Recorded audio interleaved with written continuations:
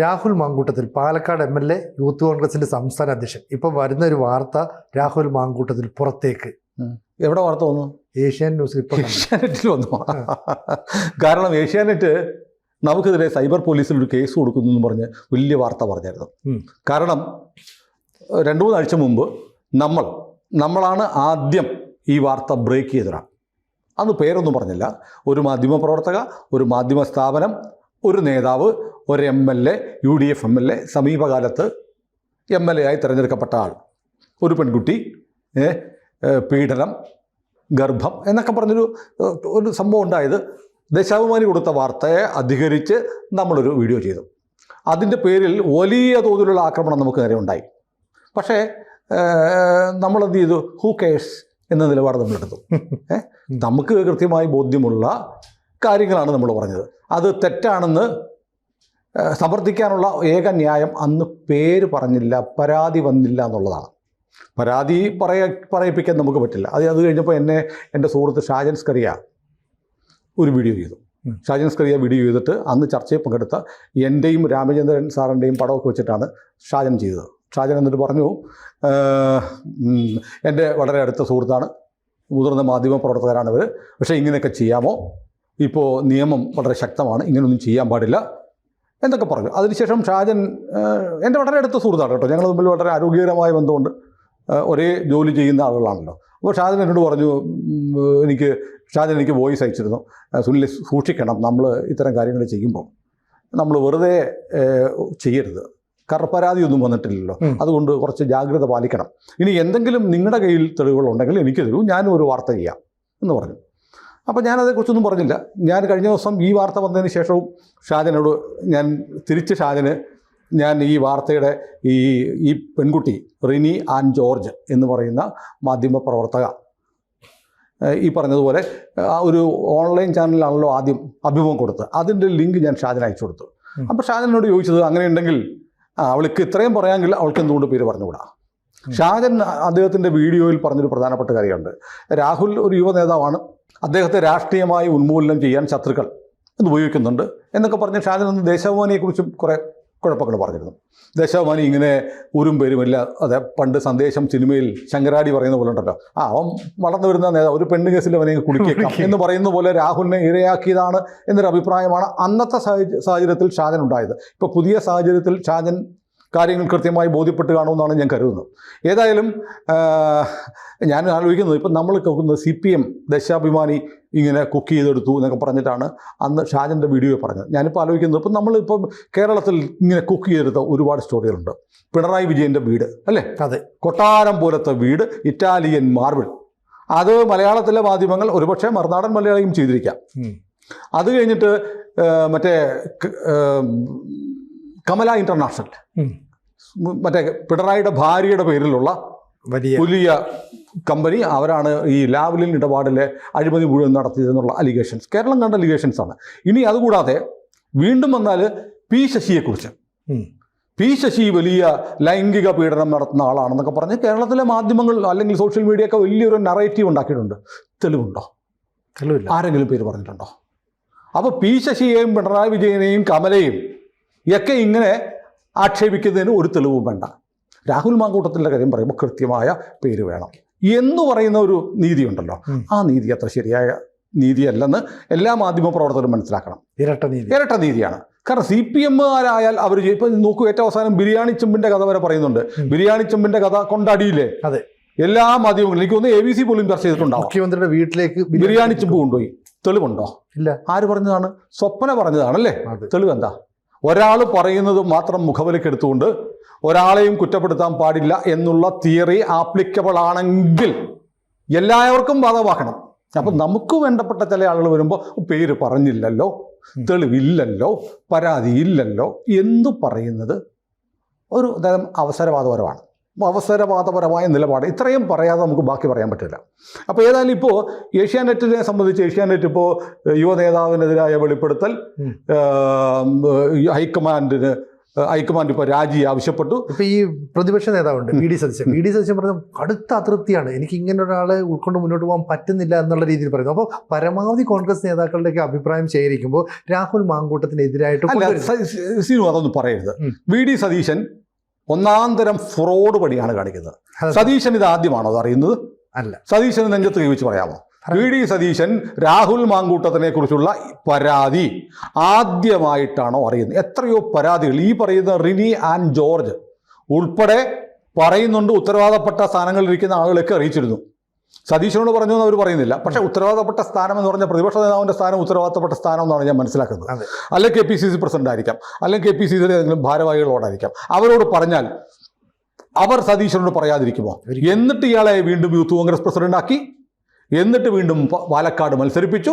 എന്നിട്ട് കഴിഞ്ഞ യൂത്ത് കോൺഗ്രസ് തെരഞ്ഞെടുപ്പിന്റെ കാലത്ത് വ്യാജ ഇലക്ഷൻ ID കാർഡുകൾ ഉണ്ടാക്കിയില്ലേ? അങ്ങനെ ഒരു കേസില്ലേ? 50 ലക്ഷം രൂപയോ മറ്റോ മുടക്കിയിട്ടാണ് അത്രേ ഈ വ്യാജ ഇലക്ഷൻ വോട്ടർ ID കാർഡുകൾ. യൂത്ത് കോൺഗ്രസിന്റെ കാർഡല്ല, ഇലക്ഷൻ കമ്മീഷൻ ഓഫ് ഇന്ത്യയുടെ പേരിൽ വ്യാജ ID കാർഡുകൾ ഉണ്ടാക്കി എന്നുള്ള അലിഗേഷൻ വന്നിട്ടുണ്ട്. പിന്നെ വലിയ തോതിലുള്ള സാമ്പത്തിക ക്രമക്കേടുകൾ. ഇത്തരം ആരോപണങ്ങളൊക്കെ ഈ രാഹുൽ മാങ്കൂട്ടത്തിനെതിരെ മുമ്പും വന്നിട്ടുണ്ട്.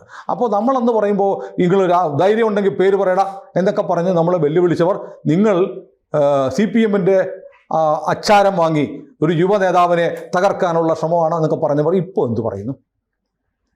ഇപ്പോൾ ഏഷ്യാനെറ്റ് എന്ത് പറയുന്നു? ഏഷ്യാനെറ്റ് പോലും അന്ന് രാഹുൽ മാങ്കൂട്ടത്തിനെ പരോക്ഷമായി സപ്പോർട്ട് ചെയ്യുകയും ഒക്കെ ചെയ്യാറ്. നമുക്കെതിരെ സൈബറിൽ കേസ് കൊടുക്കാനുള്ള കാരണം അതല്ലേ?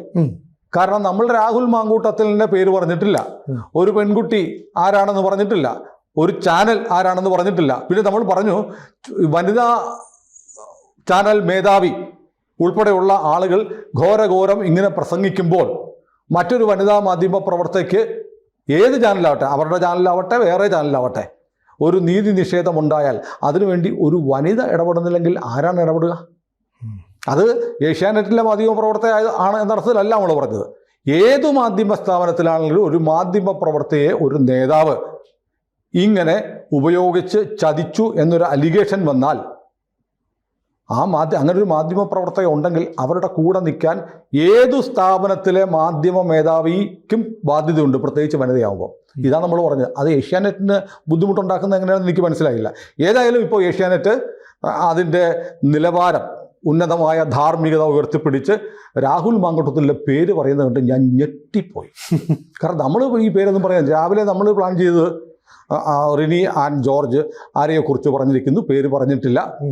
ഞാനൊരു ചിത്രം കൂടെ എടുത്ത് വെച്ചിരുന്നു. റിനി ആൻഡ് ജോർജ് കയ്യിലൊരു മാമ്പഴം പിടിച്ചുകൊണ്ട് നിൽക്കുന്ന പടം, നമ്മുടെ വീഡിയോയിലൂടെ ആ പടം കാണിക്കാനാണ് ഞാൻ പ്ലാൻ ചെയ്തത്. ഇനിയിപ്പോൾ പേര് പറയാമല്ലോ. അതെ, ഇനിയിപ്പോൾ പേര് പറയാം. ഇപ്പോഴും പറഞ്ഞുകൊണ്ടിരിക്കുന്നത് കടുത്ത അതൃപ്തിയിൽ പ്രതിപക്ഷ നേതാവ്, പക്ഷേ ഈ പേര് പറയുന്നില്ല. രാഹുലിനെതിരെ ആരോപണം ഇത് ബ്രേക്കിംഗ് ആയിട്ട് കൊടുക്കുന്നു, വലിയ ഫോണിലൊക്കെ കൊടുക്കും. അല്ല, ഇതിനകത്ത് തമാശ എന്ന് പറഞ്ഞാൽ എനിക്ക് നേരിട്ടറിയാവുന്ന കാര്യം, ഞാൻ പേര് പറയില്ല. പേര് പറയാത്ത എനിക്ക് അറിഞ്ഞുകൂടാത്തതുകൊണ്ടല്ല. കേരളത്തിലെ പ്രമുഖനായ രാഷ്ട്രീയ നേതാവ്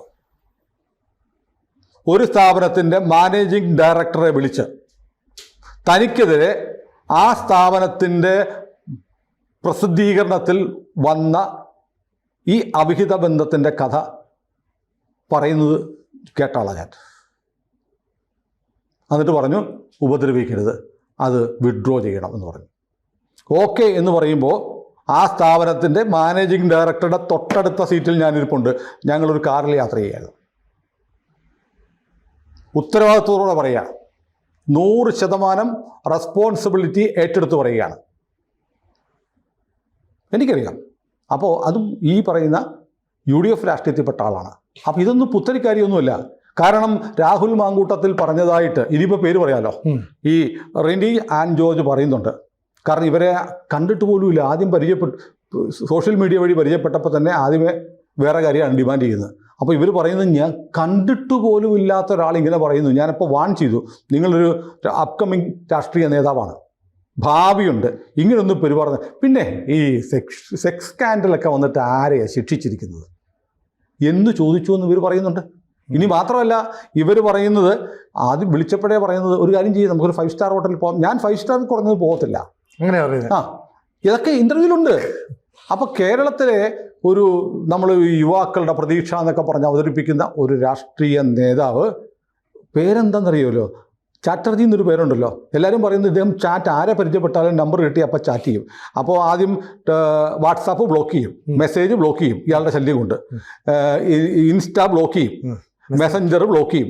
അതെല്ലാം കഴിയുമ്പോൾ എന്നറിയോ, ഗൂഗിൾ പേ എടുത്ത് ഗൂഗിൾ പേ വഴി ജിപേ അതുവഴി ചാറ്റ് ചെയ്യും. അങ്ങനെയാണ് ഇദ്ദേഹത്തെക്കുറിച്ച് ചാറ്റർജി എന്ന് പേര് വന്നിരിക്കുന്നത്.